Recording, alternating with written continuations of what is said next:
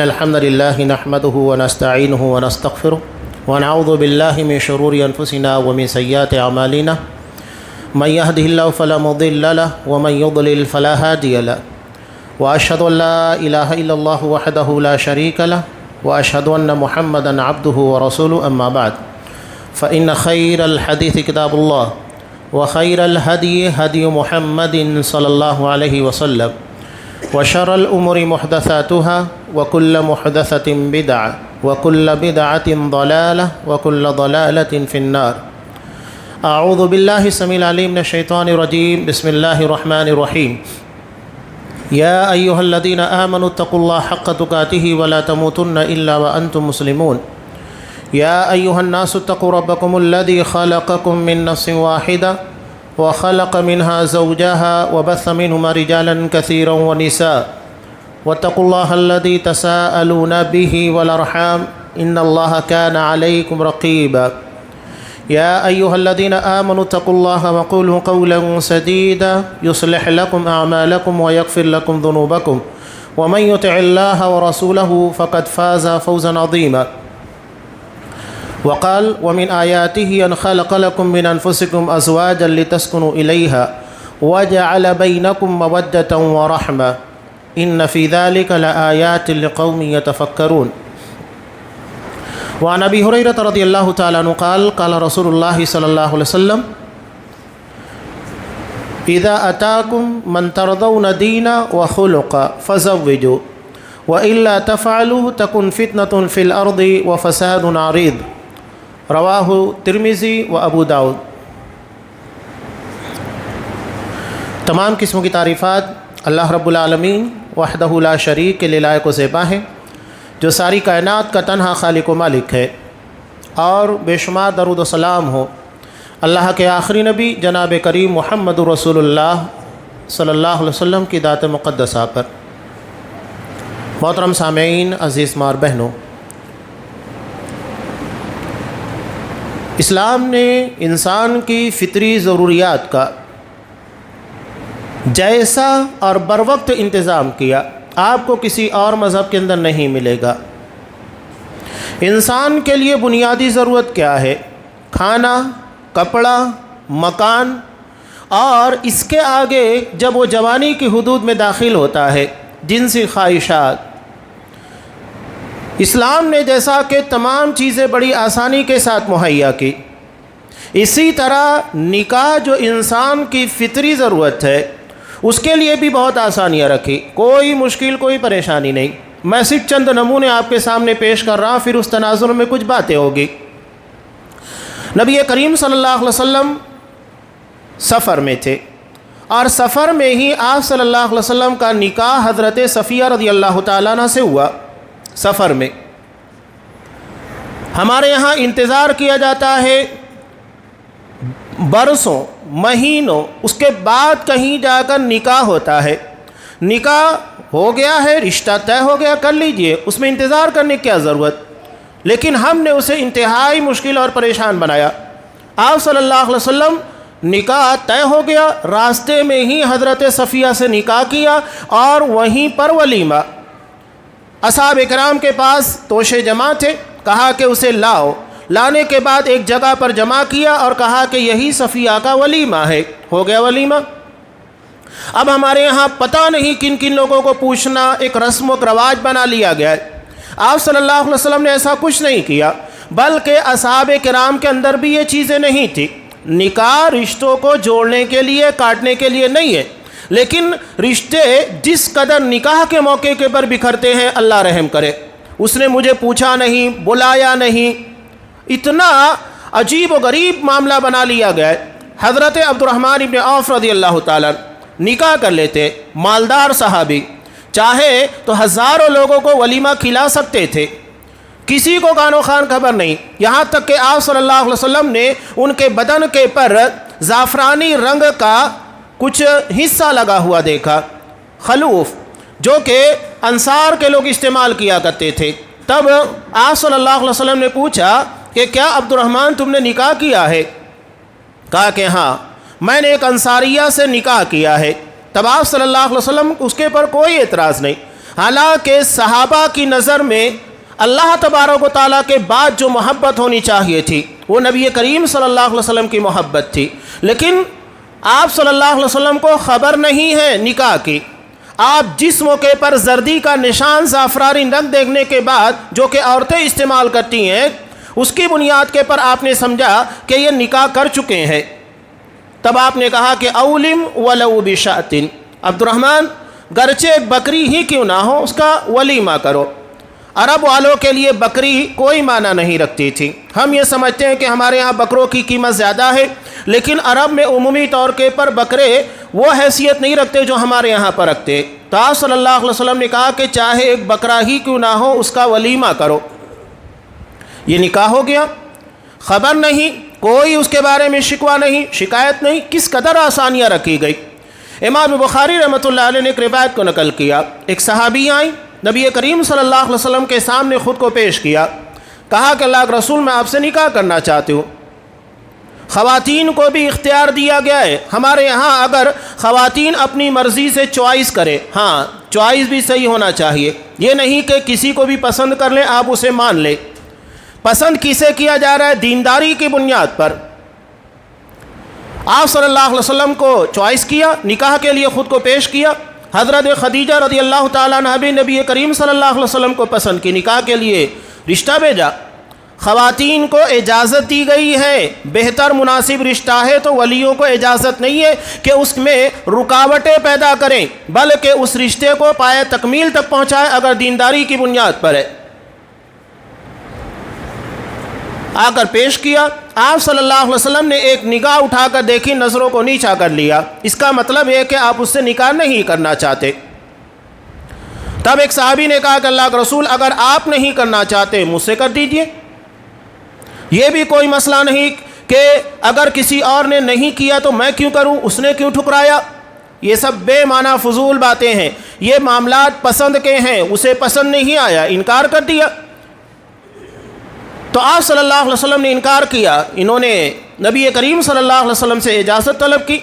آپ صلی اللہ علیہ وسلم نے کہا کہ کیا تمہارے پاس مہر ادا کرنے کے لیے کچھ ہے؟ کہا کہ کچھ نہیں ہے، یہی ایک چادر ہے جسے میں نے زیب تن کیا ہے۔ آپ صلی اللہ علیہ وسلم نے کہا کہ اگر اسے تم اسے دو گے تم کیا پہنو گے؟ گھر میں جاؤ، التمس ولو خاتما من حدید، لوہے کی ایک انگوٹھی بھی ہو اسے لے کر آ جاؤ، اسی بنیاد کے پر تمہارا نکاح کر دوں گا۔ وہ گھر میں گئے، کہا کہ اللہ کے رسول لوہے کی انگوٹھی تک نہیں ہے جسے میں مہر کے طور پر ادا کر سکوں، نکاح ہو رہا ہے۔ آپ صلی اللہ علیہ وسلم نے کہا کہ ٹھیک ہے، کیا تمہیں قرآن مجید کی کچھ صورتیں یاد ہے؟ انہوں نے کہا کہ ہاں۔ تب آپ صلی اللہ علیہ وسلم نے جگہ پر نکاح پڑھایا، کتنا جملہ ادا کیا، زوجتک بما معک من القرآن، جتنا قرآن تمہیں یاد ہے اتنا اسے یاد کرانا ہوگا، یہی تمہاری مہر ہے۔ ہو گئی مہر۔ اب یہاں مہر ضروری نہیں کہ مادی شکل میں ہو، سونا ہو، چاندی ہو، روپیہ ہو۔ آپ اگر قرآن مجید کا کچھ حصہ یہ غیر مادی ہے، یعنی جسے ہم روپیے پیسے کی شکل میں دیکھ نہیں سکتے، تو یہ یاد کرا دینا بھی نکاح ہے، مہر بن سکتا ہے، اس بنیاد کے پر بھی نکاح ہو سکتا ہے۔ کتنی سادگی کے ساتھ آج ہمارے ہاں دیکھتے ہیں کہ اس کا مکان ہے کہ نہیں، کھلا سکتا ہے کہ نہیں، بہت ساری چیزیں۔ ہائی لائٹ تو یہی کیا جاتا ہے کہ دینداری، لیکن دینداری کے بعد جب رشتہ بھیجا جاتا ہے تو اتنے سارے سوالات، اتنے سارے اعتراضات، اتنے سارے باتیں، یہ چیزیں ہیں کہ نہیں، یہ کرتا ہے کہ نہیں، وہ نہیں، اور برادری کیا کیا نہیں ہے ہمارے درمیان۔ جب کہ نکاح کو آسان بنانے کا حکم دیا گیا، مشکل نہیں، ہم نے اسے انتہائی مشکل بنا دیا ہے۔ برادری کے نام کے پر الگ ڈھنڈورا پیٹا جاتا ہے۔ کہنے والا بہت پیاری بات کہتا ہے، نسلیں جو ہوتی ہے نا جانوروں کی دیکھی جاتی ہے، انسانوں کی نہیں۔ انسان کے اخلاق اور کردار، اس کی دینداری دیکھی جاتی ہے۔ یہ جانوروں کے اندر کون سی نسل کا بکرا ہے، کون سی نسل کا بچڑا ہے، گائے ہے، جانوروں کے اندر دیکھا جاتا ہے، انسان نہیں۔ انسان اپنے ایمان، اپنے عقیدے، اپنے اخلاق اور معاملات کی بنیاد پر پہچانا جاتا ہے۔ اسی لیے آپ صلی اللہ علیہ وسلم نے کہا اذا اتاکم من ترضون دینا وخلقا، اگر تمہارے پاس کوئی ایسا رشتہ آتا ہے جس کے دین اور جس کے اخلاق سے تم مطمئن ہو، راضی ہو، دین یہ ایمان اور عقیدے کا نام ہے، منہج کا نام ہے، یعنی اس کا عقیدہ صحیح ہو، اس کا منہج درست ہو، یہ بنیاد ہے۔ رشتے کی بنیاد آپ صلی اللہ علیہ وسلم نے اسی کے پر رکھی ہے۔ اور اس کے اخلاق، من ترضون دینہ وخلقہ، اس کے دین اس کے اخلاق سے اگر راضی ہو فزوجو، نکاح کر دو۔ اگر ایسا نہیں کرو گے، یعنی دینداری بھی اپنی جگہ کے پر قابل اعتراض نہیں، ایمان و عقیدہ صحیح، اخلاق بہتر، اس کے بعد بھی نکاح نہیں کر رہے ہو، تو آپ صلی اللہ علیہ وسلم نے کہا کہ وَإِلَّا تَفْعَلُوا، اگر ایسا نہیں کرو گے تَكُنْ فِتْنَةٌ فِي الْأَرْضِ وَفَسَادٌ عَرِيضٌ، تو زمین کے پر فتنہ پیدا ہوگا اور ایک لمبے سلسلے والا فساد اور بگاڑ پیدا ہوگا۔ اور آج اب ہم دیکھ رہے ہیں کہیں برادری کے نام کے پر، روپیے پیسے کے نام پر جو آپ صلی اللہ علیہ وسلم نے کہا تھا ہو رہا ہے۔ بخاری کی جو روایت ہے کہ تنکح المرأة لأربع، ایک عورت سے نکاح کن بنیادوں پر کیا جاتا ہے؟ آپ نے کہا کیا جاتا ہے، کرنا چاہیے نہیں، کیا جاتا ہے، یعنی یہ سماجی حالت ہے۔ لمالیہا، مالداری کی بنیاد پر، ولی حسبیہ، خاندان کی بنیاد پر، ولی جمالیہ، خوبصورتی کی بنیاد پر، ولی دینیہا، اور اس کی دینداری کی بنیاد پر۔ یہ چار اہم چیزیں ہیں جن کو بنیاد بنا کر رشتہ داری کی جاتی ہے، نکاح کیا جاتا ہے۔ لیکن آپ صلی اللہ علیہ وسلم نے کیا کہا؟ فاظفر بذات الدین، دین کو ترجیح دو۔ یہ آپ صلی اللہ علیہ وسلم نے ترجیح دینے کا حکم دیا، یہ نہیں کہ بقیہ سارے۔ ہمارے یہاں پر خاندان کو ترجیح دی جاتی ہے، مال کو ترجیح دی جاتی ہے۔ شاعرہ بہت پیاری بات کہتی ہے رشتوں کے تعلق سے کہ یہاں رشتوں کا بھی مول اس بازار میں ہے مہنگائی۔ دولہا جتنا پڑھا لکھا ہوگا اسی اعتبار سے سارے معاملات طے ہوں گے، ہنڈے طے ہوں گے، جو کہ غیر اسلامی، غیر مسلموں کا طور طریقہ، اسلامی طریقہ نہیں ہے۔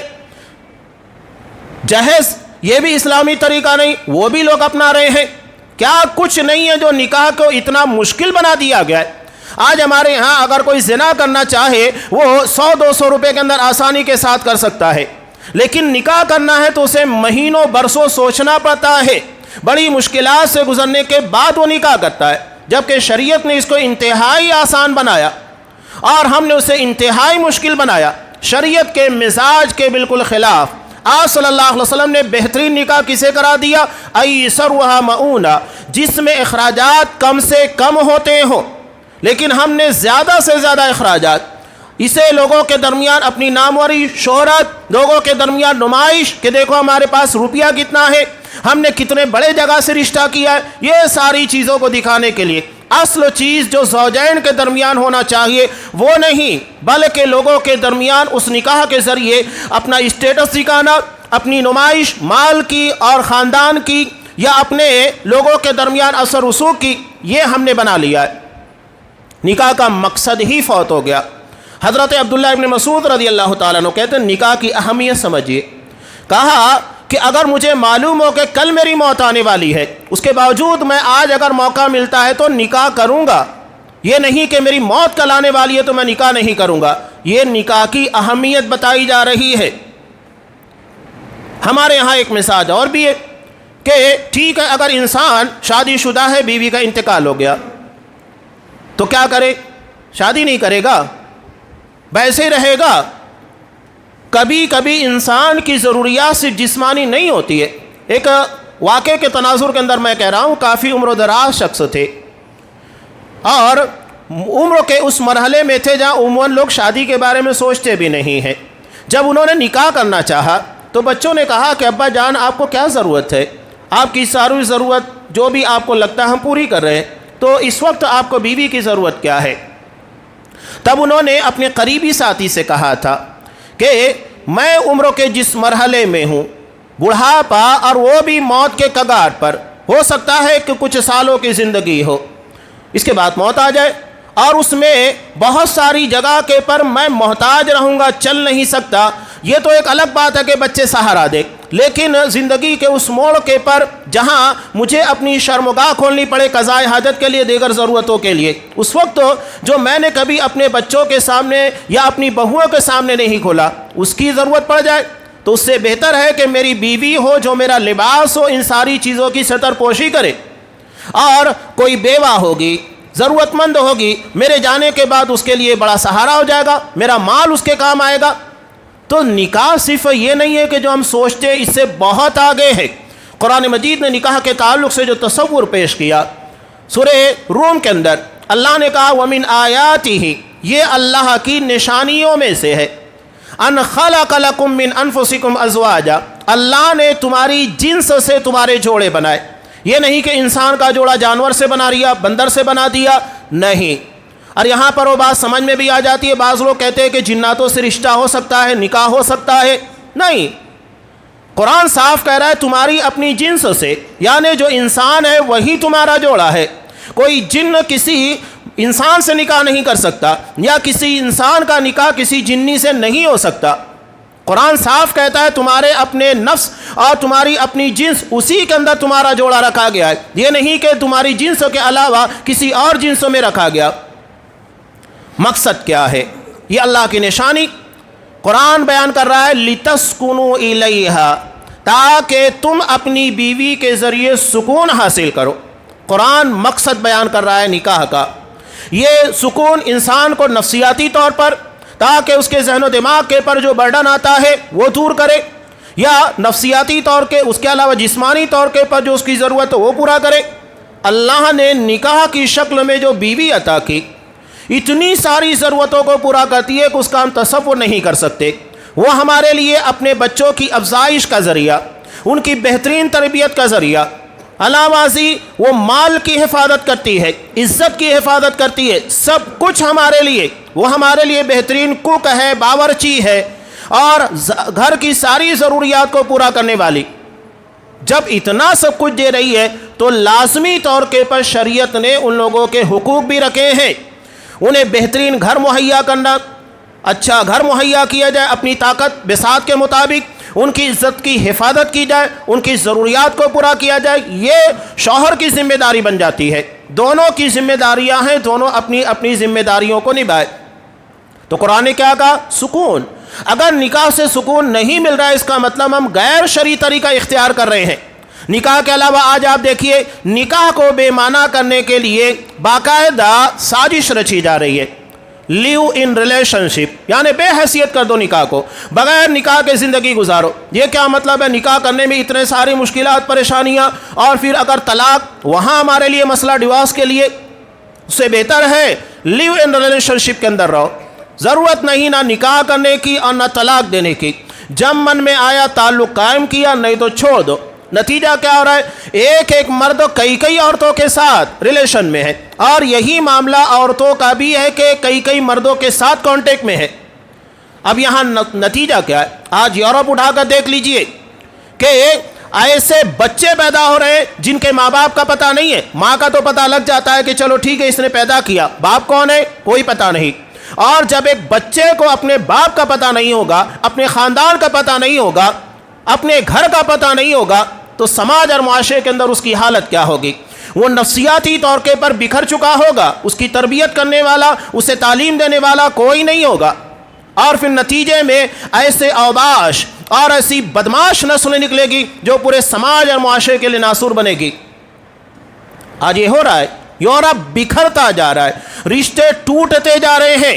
وہاں اپنے باپ کی شناخت نہیں، بھائی کو کیسے پہچانیں گے، چچا کو کیسے پہچانیں گے، نہیں پہچان سکتے۔ رشتے نکاح کی بنیاد کے پر قائم ہوتے ہیں، لیو اینڈ ریلیشن شپ کی بنیاد کے پر نہیں، جسے ہم نے بنایا۔ اور یہ وبا ہندوستان کے اندر بھی آنا شروع ہو چکی ہے، اس کے اثرات ہمیں نظر آ رہے ہیں۔ اور یہ لوگ کیا کرتے ہیں؟ سب سے پہلے سیلیبریٹیز جو ہوتے ہیں، یعنی کوئی فلم میں کام کرنے والا ایکٹر ہے یا اسپورٹسوں کے اندر کوئی مشہور کھلاڑی ہے، اس کے ذریعے یہ سارے کام کرواتے ہیں، اس لیے کہ لوگ ان کو فالو کرتے ہیں، ان کی زندگی کے پر نظر ہوتی ہے، اور انہی کے سارے اسٹائل اور طور طریقے اپناتے ہیں۔ یہ ہمارے لیے المیہ ہے کہ ہم نے اصحاب کرام کی زندگی کا مطالعہ نہیں کیا، انہیں اپنا نمونہ، اپنا آئیڈیل نہیں بنایا۔ نتیجے میں یہی سارے جو ہماری دنیا اور آخرت ہر چیز کو تباہ کر رہے ہیں، جن کے پیچھے صرف ہم اپنا وقت برباد کرتے ہیں، پیسہ برباد کرتے ہیں، لیکن بدلے میں ہماری کوئی فکر نہیں کرتے۔ جبکہ نبی نے، صحابہ نے ہمارے ایمان، ہمارے عقیدے کے لیے سب کچھ داؤں کے پر لگایا، ایسا ورثہ چھوڑ کر گئے جو ہماری دنیا اور آخرت دونوں کو بہترین طریقے سے گزارنے کا سلیقہ سکھا سکے۔ تو یہ ہمارے لیے بڑا المیہ بن جا رہا ہے۔ قرآن نکاح کو سکون کا ذریعہ بتایا ہے، اور اگر سکون نہیں ہے اس کا مطلب یہ ہے کہ ہم نے اس میں رکاوٹیں پیدا کی ہیں۔ کتنی رکاوٹیں! شادی کرنے سے لے کر شادی کے بعد تک کے معاملات کے پر آپ خود نکاح ڈالیے، کیا کچھ نہیں ہے۔ برادری کے نام پر بھی بڑے مسائل پیدا ہوتے ہیں۔ اسلام نے، صحابہ نے ان ساری چیزوں کو صرف زبانی نہیں ادا کیا، عملی طور کے پر ان ساری چیزوں کو ختم کیا۔ حضرت بلال رضی اللہ تعالیٰ اس وقت سماج اور معاشرے کے اندر کسی آزاد کردہ غلام، اور ساتھ ہی ساتھ اگر وہ حبشی النسل یعنی دیکھنے میں بھی سیاہ رنگت والا ہو، کوئی اہمیت نہیں تھی۔ حضرت عبد الرحمن ابن عوف رضی اللہ تعالیٰ جو قریش برادری کے تھے، مالدار تھے، انہوں نے اپنی بہن کا نکاح حضرت بلال رضی اللہ تعالیٰ عنہ کے ساتھ کیا۔ یہ کوئی معمولی بات نہیں ہے، وہاں دینداری کو ترجیح دی جاتی تھی۔ کیا ہم بھی دینداری کو ترجیح دیتے ہیں؟ جیسا کہ آپ صلی اللہ علیہ وسلم نے کہا فَاصْبِرْ بِذَاتِ الدِّينِ، کہ تمہیں دین کو ترجیح دینا چاہیے۔ اگر ہم دین کو ترجیح دیں گے تو لوگ اپنی بچیوں کو دینداری کی بنیاد کے پر تربیت دیں گے، سنواریں گے، اور ہم اگر روپیے پیسے کی بنیاد پر چمڑی اور دمڑی دیکھ کر اہمیت دیں گے تو لوگ اسی کے پر توجہ دیں گے۔ یہی وجہ ہے کہ آپ دیکھیے کہ شادی بیاہ کے مواقع کے پر ہزاروں روپے صرف دلہن کے میک اپ کے پر خرچ کیے جاتے ہیں، جو صرف چند گھنٹوں کے لیے ہوتا ہے، اس کے بعد پانی دھو کر ختم کر دیا جاتا ہے، اس لیے کہ وہی چیز ہمارے نزدیک اہمیت رکھتی ہے نا، تو لوگ اس پر توجہ دیں گے۔ نبی کریم صلی اللہ علیہ وسلم نے جو بات کہی تھی، جار جو برنارڈ شاہ نے اس کو چرایا تھا، اس نے کیا کہا تھا کہ تم مجھے ایک اچھی ماں دو، میں تمہیں ایک بہترین معاشرہ دوں گا، بہترین قوم دوں گا۔ آپ صلی اللہ علیہ وسلم نے کہیں بہتر انداز میں کہا تھا، کہا الدنیا کلھا متاع، ساری دنیا انسان کے فائدے کے لیے بنائی گئی ہے، وخیر متاع الدنیا المرأۃ الصالحہ، اور دنیا کا سب سے بہترین فائدہ اٹھانے والا سامان نیک بیوی ہے، جو انسان کو نفسیاتی طور پر سکون دیتی ہے، جسمانی طور کے پر راحت دیتی ہے، جان مال عزت و ناموس ہر چیز کی محافظ ہوتی ہے، ہر چیز کے اعتبار سے سکون ہے۔ اللہ نے اسی لیے کہا لِتَسْكُنُوا إِلَيْهَا، یہ نکاح سکون کا ذریعہ ہے۔ یہ ہمارے درمیان اختلاف تنازعات یا ہمارے درمیان جو رنجشیں پیدا ہو رہی ہیں اس کا ذریعہ نہیں ہے، بلکہ سکون فراہم کرنے کا ذریعہ۔ جسے ہم آسان کریں گے سکون ہوگا، اور تنگی پیدا کریں گے، صاف اللہ کہتا ہے وَمَنْ أَعْرَضَ عَنْ ذِكْرِي، جو میرے ذکر، میرے احکامات، میرے دین سے اعراض کرے گا، اس کے مطابق نہیں چلے گا، تو نتیجہ کیا ہوگا؟ فَإِنَّ لَهُ مَعِيشَةً ضَنْكَ، ہم اس کی زندگی کو تنگ بنا دیں گے۔ تو آج اگر ہمیں زندگی میں تنگیاں محسوس ہو رہی ہے، کاروبار کے اعتبار سے رشتوں کے اندر تنگیاں محسوس ہو رہی ہے، ایک ماں باپ کو اپنے بچوں سے شکایت، وہاں تنگی کا شکار ہے، ہماری قیادت کے اندر تنگی کا شکار ہے کہ نہیں ہماری قیادت وہ کام نہیں کر رہی ہے جیسا کہ ہونا چاہیے۔ قرآن صاف کہتا ہے جو بھی میرے ذکر، میرے احکامات، میرے دین سے انحراف کرے گا، نتیجہ یہ ہوگا زندگی تنگ ہو جائے گی، چاہے وہ معیشت ہو، زندگی گزارنے کے لیے دن و رات ہو، ہر چیز تنگ بنا دی جائے گی۔ اور تنگ ہے اس کا مطلب یہ ہے کہ ہم شریعت سے اعراض کر رہے ہیں، شریعت کے مطابق نہیں چل رہے ہیں۔ حضرت سعید بن مسیب رحمہ اللہ، سید التابعین، کون نہیں جانتا ہے؟ ان کی حدیث کی مجلس میں ان کا شاگرد عبداللہ بیٹھا کرتا تھا، کئی دنوں سے نظر نہیں آیا، لوگوں سے پوچھا تو پتہ چلا کہ اس کی بیوی کا انتقال ہو گیا، جس کی وجہ سے وہ نہیں آ پا رہا ہے۔ اسی وقت رات کے وقت جب انہیں خبر لگتی ہے، اپنی بچی کو اٹھا کر لے کر جاتے ہیں۔ اللہ نے بچی کو بڑا خوبصورت بنایا تھا، یہاں تک کہ مدینہ کا گورنر اپنے بچے کے لیے پیغام نکاح بھیجا تھا، ریجیکٹ کر دیا۔ آج اگر ہمارے یہاں ایسے رشتے آئیں تو انسان دوڑ کر جائے گا، ریجیکٹ کر دیا، دینداری کی بنیاد پر ترجیح تھی نا۔ وہاں گئے، جانے کے بعد جب وہ دستک دیتے دروازے پر تو ان کا شاگرد عبداللہ کہتا ہے، میں نے پوچھا کون؟ کہا کہ سعید۔ تو کہتے ہیں کہ میں مدینہ کے سارے سعید کے بارے میں سوچا کہ فلاں ہو سکتا ہے، فلاں ہو سکتا ہے، لیکن میں حضرت سعید بن مسیب کے بارے میں نہیں سوچا کہ وہ میرے دروازے پر آئیں گے، اتنی عظیم شخصیت۔ میں دروازہ کھولتا ہوں حیران، اپنی بچی کو ساتھ میں لے کر آئے تھے، وہیں پر موجود لوگوں کے سامنے نکاح پڑھایا، اور کہا کہ آج سے یہ تمہاری بیوی ہے، حوالے کر کے چلے آئے۔ یہ نکاح ہے ہمارے یہاں کوئی مثال ملتی ہے؟ یہ تو ہمارے لیے صرف حدیث کی کتابوں میں واقعات میں نظر آتے ہیں، لیکن عملی زندگی کے اندر کیا اس طرح کے معاملات ہیں ہمارے سامنے؟ ہم نے نکاح کو مشکل بنایا ہے اور اس پریشانی کو خود ہی جھیل رہے ہیں۔ قرض کریں گے، یہاں تک کہ سودی قرض لینے کے لیے بھی تیار ہو جاتے بینکوں سے، چلو ٹھیک ہے، پہلی بچی ہے، پہلا نکاح ہو رہا ہے، گھر کی پہلی شادی ہے، اتنا چلتا ہے، کرنا پڑے گا۔ اور اس کے بعد جو فضول قسموں کی رسومات اور بہت ساری چیزیں وہ تو آپ جانتے ہی ہیں، سب کیا جاتا ہے۔ قرآن کوئی نہیں دیکھتا کہ نکاح نبی کی سنت ہے، انبیاء کی سنت ہے، اور سنت نبی کے طریقے کے مطابق ہونا چاہیے، نہ کہ ہماری خواہشات کے مطابق۔ اگر ہمیں اپنی خواہشات کے مطابق ہی کرنا ہے تو دین چھوڑ دو۔ آپ صلی اللہ علیہ وسلم نے صاف کہا، لا یؤمن احدکم حتی یکون ہواہ تبعا لما جئت بہ، تم میں کا کوئی شخص اس وقت تک مومن نہیں ہو سکتا جب تک کہ وہ اپنی خواہشات کو میری لائی ہوئی شریعت کے تابع نہیں کر دیتا۔ اگر ہم اپنی مرضی، اپنی خواہشات اور اپنی چاہت اور اپنے ارادوں کو چلا رہے ہیں اور دین کے مخالف جا رہے ہیں تو ایسا کوئی عمل نہیں ہے جو ہمیں دین کے مطابق چلائے۔ ہمیں انہیں کنارے کرنا ہوگا، شریعت کے مطابق چلنا ہوگا۔ شریعت کے خلاف سارے کام کریں گے اور اس کے بعد مسائل پیدا ہوں گے، علماء کے پاس آتے ہیں۔ تو مسائل آپ پیدا ہی کیوں ہونے دیتے؟ وہ سارے اسباب جو ہمارے لیے ان فسادات اور بگاڑ کی جڑ ہیں وہ پیدا ہی مت ہونے دو۔ شریعت کے مطابق نکاح کرو، سارے معاملات حل ہو جائیں گے۔ نکاح کیا، چلے آئے، اسی جگہ کے پر حوالے کر دیا۔ اب صبح ان کے شاگرد تیار ہو کر درس حدیث میں جانے لگے۔ بیوی کہنے لگی، کہاں جا رہے ہو؟ کہنے لگے، آپ کے والد صاحب جو اب سسر بھی ہو چکے ہیں ان کی مجلس میں شریک ہونے جا رہا ہوں تاکہ حدیث کا درس لے سکوں۔ بیوی نے کہا کہ جانے کی کوئی ضرورت نہیں، اس لیے کہ میرے والد صاحب کو جتنی حدیثیں یاد ہیں وہ مجھے بھی یاد ہے، یہاں بیٹھو میں پڑھاتی ہوں۔ اب وہ بیوی بھی تھی، معلمہ بھی تھی، ساری حدیثیں جو اپنے والد صاحب سعید بن مسیب رحمہ اللہ کو یاد تھی، پوری حدیثیں اپنے شوہر کو یاد کرا دی۔ یہ ہے دینداری۔ کیا ہمارے یہاں یہ ہے چیز؟ ہم دین کو چھوڑ کر باقی ساری چیزوں کو اہمیت دیتے ہیں۔ ہمارے یہاں پر اہمیت دی جائے گی رسومات کی، برادری کو اہمیت دی جائے گی، خوب خرچ کرنے کو اہمیت دی جائے گی، لیکن اہمیت نہیں ہوگی تو دینداری اور دین کے طور طریقے کو۔ آپ صلی اللہ علیہ وسلم نے صاف کہا، کیا کہا؟ ایک طویل بات جو آپ صلی اللہ علیہ وسلم کی، بخاری مسلم دونوں کی ہے، کہ 3 صحابہ جب آپ صلی اللہ علیہ وسلم کے پاس آئے اور آپ کے حالات زندگی سے واقفیت چاہتے تھے تو ان کو بتایا گیا تو کہنے لگے ہمارا نبی کا کیا مکالب، ہم کو اس سے کہیں زیادہ بہتر عمل کرنا ہوگا۔ ایک کہتے ہیں کہ ہمیشہ نماز پڑھوں گا، ایک کہتے ہیں ہمیشہ روزہ رکھوں گا، اور ایک کہتے ہیں کہ میں نکاح ہی نہیں کروں گا۔ وَأَنَا أَعْتَزِلُ النِّسَاءَ، میں عورتوں سے علیحدگی اختیار کروں گا۔ آج آپ دیکھیے رہبانیت، آپ غیر مذاہب کے اندر کے دیکھیے، جین مت کے اندر دیکھیے، سنیاس لے لینا، یعنی اپنی زندگی کی ازدواجی زندگی اور سماجی زندگی، ان تمام زندگیوں سے کٹ جانا۔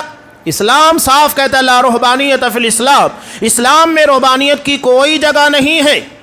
اسلام یہ نہیں ہے کہ آپ رشتوں کو کاٹ کر اپنی بیوی بچوں سے علیحدہ ہو کر زندگی گزارے، نہیں، تمہیں وہ چیزیں اپنانا ہوگا، نبی کی سنت ہے۔ اور اگر کوئی یہ سمجھتا ہے کہ بغیر نکاح کی زندگی گزارنا یہ ہمارے لیے بہت بڑی عبادت ہے تو یہ اس کی جہالت ہے، یہ اس کی بھول ہے۔ اگر اسے بہتر زندگی گزارنا ہے نکاح کرنا ہوگا، نکاح کرے گا تبھی تو گھر میں بیوی آئے گی، بیوی کے بعد بچے ہوں گے اور یہ اس کے لیے صدقہ جاریہ بھی بنیں گے۔ آپ صلی اللہ علیہ وسلم نے کیا کہا؟ انسان کے مرنے کے بعد 3 چیزیں اس کے لیے صدقہ جاریہ ہوتی ہیں۔ اس میں سے ایک چیز ہے ولد صالح یدعو لہ، نیک اولاد جو اس کے لیے دعا کرتی رہے۔ کون دعا کرے گا تمہارے جانے کے بعد؟ جس کی ضرورت ہوتی ہے انسان کو مرنے کے بعد اور دنیا کے لیے بھی سہارا ہے۔ تو یہ آپ صلی اللہ علیہ وسلم نے بیان کیا۔ جب وہاں تینوں کی باتیں آپ صلی اللہ علیہ وسلم نے سننے کے بعد آپ صلی اللہ علیہ وسلم نے صاف کہا کہ دیکھو انی اخشاکم للہ واتقاکم لہ، میں تم لوگوں کے درمیان سب سے زیادہ اللہ سے ڈرنے والا اور سب سے زیادہ اللہ کا تقوی رکھنے والا ہوں، لیکن ولاکنی اصوم و افطر، میں روزہ رکھتا ہوں، روزہ نہیں بھی رکھتا ہوں رمضان المبارک کے علاوہ کے لیے، اور وَأُصَلِّي وَأَرْقُدُ، رات میں نماز بھی پڑھتا ہوں، سوتا بھی ہوں تاکہ بدن کا بھی حق ادا ہو، ہمارے یہاں بعض لوگوں کی فضیلت بیان کرتے ہوئے کہا جاتا ہے کہ انہوں نے 40 سالوں تک عشاء کے وضو سے فجر کی نماز پڑھی. تو جب آپ کی سنت کے مطابق ہے ہی نہیں تو کوئی فضیلت نہیں. فضیلت اسی پر ہے جو نبی کی سنت کے مطابق ہو. آپ چاہے الٹا نماز کھڑے ہو کر پڑھیں, چھت میں لٹک جائیں, کوئی فائدہ نہیں. ایک ٹانگ کے پر یا دونوں ٹانگ چھوڑ کر نماز پڑھیں, کوئی فائدہ نہیں. اسی میں فائدہ ہے جو نبی کی سنت ہے.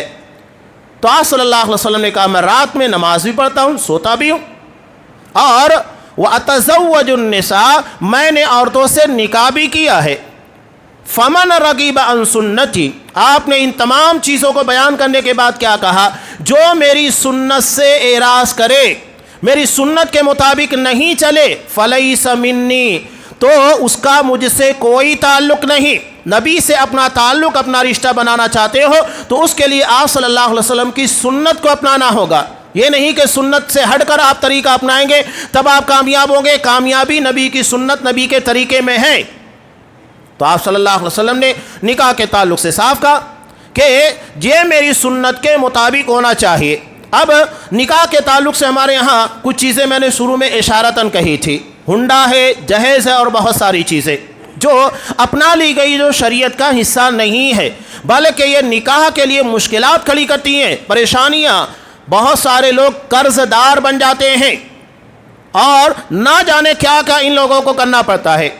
تو یہ شریعت کے مزاج کے مطابق نہیں ہے, ان چیزوں کو نہیں اپنانا چاہیے. قرآن نے نکاح کا بنیادی مقصد بیان کیا لِتَسْكُنُوا إِلَيْهَا, تاکہ یہ ایک دوسرے کے لیے سکون کا ذریعہ بن سکے, ایک دوسرے کو سکون فراہم کرے.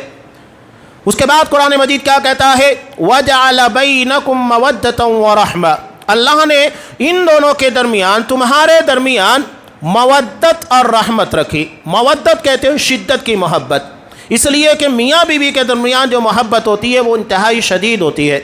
تو اسی کو قرآن مودت سے تعبیر کرتا ہے. ورحمہ اور رحمت.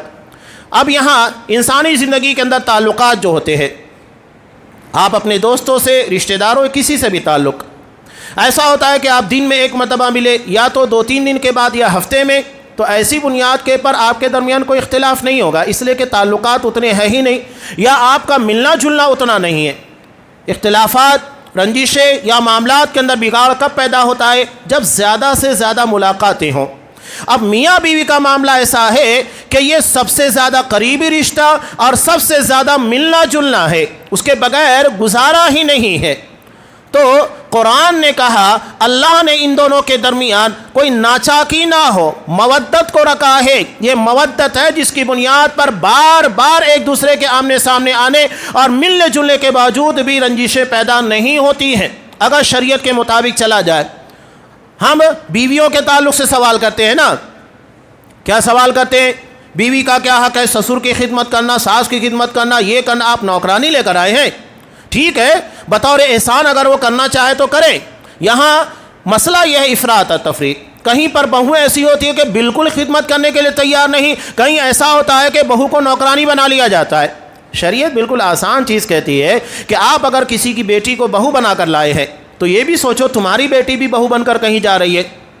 صرف اپنے بارے میں کیوں سوچتے ہو؟ اور جو گھر میں آ رہی ہے اسے بیٹی کی طرح سمجھ لو. جس طرح اپنی بیٹی کو گھر میں رکھتے ہو وہ بھی کسی کی بیٹی ہے نا. اور سوچو وہ کتنی قربانی دے کر جاتی ہے. یہاں انسان غور ہی نہیں کرتا. قرآن غور کرنے کا حکم دیتا ہے, ان فی ذلک لآیات لقوم یتفکرون. غور کرنے والوں کے لیے بڑی نشانیاں ہیں. ایک باپ اپنی بچی کی کتنی مشکل سے پرورش کرتا ہے, اس کی عزت کی, ہر چیز کی. خاص طور سے آپ دیکھیے بیٹوں کے مقابلے میں باپ اپنی بیٹی سے زیادہ انسیت رکھتا ہے, یہ فطری چیز ہے. اور بچوں کا لگاؤ یعنی جو لڑکے ہوتے ہیں عمومی طور کے پر ماں کی طرف ہوتا ہے, اور باپ کا لگاؤ بیٹیوں کی طرف زیادہ ہوتا ہے. بہت لگاؤ, بڑی محبت ہوتی ہے. اب اپنی لخت جگر کو جسے اس نے بڑے ناز و نعم کے ساتھ پالا ہے, اس کے بعد جب وہ جوانی کی دہلیز کے پر پہنچتی ہے, 18-20 سال کی ہوتی ہے, اس کا نکاح ایک ایسی جگہ کر رہا ہے, اپنا پورا گھر سب کچھ چھوڑ کر جا رہی ہے. سوچئے کتنی بڑی قربانی دے رہی ہے, کوئی معمولی قربانی نہیں ہے. سب کچھ چھوڑ کر آ رہی ہے, ماں باپ کو, بھائی بہنوں کو, رشتہ داروں کو سب چھوڑ کر آئی ہے. تو پھر اس کا حق بنتا ہے کہ اس کو عزت دی جائے, اس کی توقیر کی جائے. حضرت معاویہ بن حیدہ اللہ کے رسول سے سوال کرتے ہیں، ما حق زوجتی احدنا علیہ، اللہ کا رسول یہ بتاؤ ہماری بیویوں کا کیا حق ہے، اس لیے کہ وہ سب چھوڑ کر آئی ہیں۔ اب غور کیجئے، ایک باپ اپنی بچی کو اتنی بڑی کرنے کے بعد اتنے محنت سے پال پوس کر اور اس کی بہترین تربیت کر کے بہترین حفاظت کر کے آپ کے حوالے کر رہا ہے، تو آپ تو اس کا شکر ادا کرو، اس کا احسان مانو۔ یہ نہیں کہ آپ احسان کر رہے ہیں، احسان باپ کر رہا ہے، اپنی لخت جگر کو تمہارے حوالے کر رہا ہے۔ ہم نے مزاج کو بدل دیا ہے، ہم سمجھتے ہیں کہ اس کی بیٹی کو اپنے گھر میں لا کر ہم احسان کریں۔ کائے کا احسان؟ وہ تمہارے گھر میں آ کر بیٹھے بیٹھے کھا تو نہیں رہی ہے، وہاں آنے کے بعد کام کرتی ہے، تمہارے بچوں کی پرورش کرتی ہے، ہر چیز کا جو بن سکتا ہے وہ کرتی ہے۔ کون سا احسان آپ کر رہے ہیں؟ ہم صرف بیویوں کے بارے میں سوال کرتے ہیں، اپنے بارے میں بھی سوچئے۔ اللہ کے رسول صلی اللہ علیہ وسلم نے معاویہ بن حیدہ نے سوال کیا کہ اللہ کے رسول کیا حق ہے؟ آپ صلی اللہ علیہ وسلم نے کہا ان تطعمها اذا طعمت، تمہاری اپنی طاقت کے مطابق کھانا کھلاؤ، وتقسوها اذا اقتصیت، اور جو تمہاری اپنی طاقت ہے اس کے مطابق کھانا دو۔ اس کا مطلب یہ ہے کہ شوہر کی حیثیت دیکھی جائے گی، بیوی کی نہیں۔ جو طاقت ہوگی شوہر کی وہ کرے گا، اور اپنی حیثیت سے جہاں اس کو رکھ سکتے ہو رکھو۔ آپ صلی اللہ علیہ وسلم نے 3 چیزیں کرنے کو کہا اور 2 چیزوں سے منع کیا۔ کہا ولا تقبح، کبھی اسے برا بھلا مت کہنا۔ ہمارے یہاں عام طور سے کیا کہتے ہیں، یہی اپنے گھر سے سیکھ کے آئیے، تیرے ماں باپ نے ہی سکھایا تیرے کو، یہ کیا ہے؟ بہت خطرناک طعنہ ہوتا ہے، آپ پورے خاندان کو لپیٹ میں لے لیتے ہیں، یہ نفس کے پر بہت گرا گزرتا ہے۔ تو منع کیا کہ اس کی برائی نہ کی جائے، اس کو اس طرح ڈانٹا نہ جائے۔ ولا تہجر الا فی البیت، کبھی معاملات بہت بھی بگڑ جائے اپنے گھر میں رکھو، اپنے گھر سے باہر مت نکالو، یہ نہیں اڑا کے مائکے بھیج دو۔ تو یہ ذمہ داریوں کو سمجھیے۔ یہ چند گزارشات تھی جو میں نے آپ کے سامنے نکاح کی مناسبت سے رکھی۔ یہ انبیاء کی سنت ہے، اور سنت کے پر عمل کرنا باعث اجر ہے، اور انفرادی زندگی گزارنا اس کا اسلام میں کوئی تصور نہیں ہے۔ شادی کے بعد انسان اگر بیوی سے محروم ہو جائے، یعنی بیوی طلاق لے کر چلی جائے خلا کر کے، یا تو پھر انتقال کر جائے، تو اس صورت میں بھی انفرادی زندگی کی اجازت نہیں ہے، فوری طور پر نکاح کرو۔ اور یہی معاملہ عورتوں کا بھی ہے کہ اگر وہ مطلقہ یا بیوہ ہیں ان کا نکاح کر دیا جائے۔ اللہ تبارک و تعالیٰ انبیاء کی سنت کے پر جو طریقہ اسلام نے ہم کو بتایا اس کے مطابق عمل کی توفیق دے، نکاح کو آسان کرنے کی توفیق دے، اس راہ میں جو مشکلات، پریشانیاں اور رکاوٹیں ہم نے کھڑی کی ہے ان تمام چیزوں سے ہمیں آزاد کرے، اور نبی کی سنت کے مطابق آسان طور طریقہ اپنا کر نکاح کی سنت ادا کرنے کی توفیق عنایت فرمائے۔ اور اس ضمن میں جو ذمہ داریاں میاں بیوی خاندان تمام لوگوں پر عائد ہوتی ہے، ہر کسی کو ان ذمہ داریوں کو سمجھنے اور اسے بہتر طور پر ادا کرنے کی توفیق دے، آمین۔ بارک اللہ لنا ولکم فی القرآن العظیم ونفعنی وإیاکم بالآیات والذکر الحکیم، انہ تعالی جواد کریم ملک برؤوف رحیم۔